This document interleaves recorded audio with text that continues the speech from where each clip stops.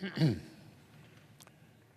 need to begin my remarks today by acknowledging two solemn anniversaries.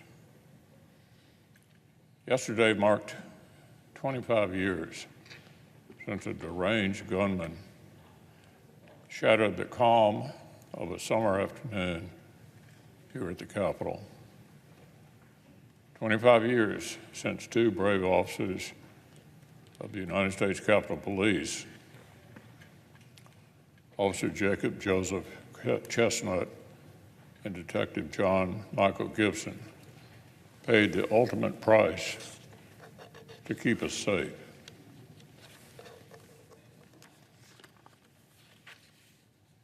The senseless tragedy of July 24th, 1998, robbed two families of beloved husbands and fathers. It deprived fellow officers of devoted colleagues and friends. But that day, the sacrifice of Officer Chestnut and Detective Gibson saved lives. They protected the lawmakers and staff who come here to work, the tourists who come here to encounter the heart of our democracy, and the institutions of Congress themselves. And they reminded an entire nation of the vital service the men and women of the Capitol Police render honorably every day.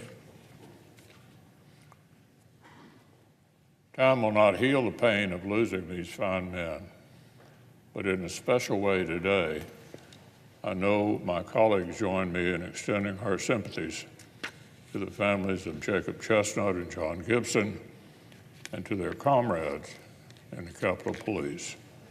America will never forget their service and sacrifice. Now, tomorrow will mark 1 year since the brave people of eastern Kentucky endured some of the worst flooding in the Commonwealth's history. Heavy rains, rising waters caused mass excavations and over 40 deaths, including a number of children. Roads turned to rapids.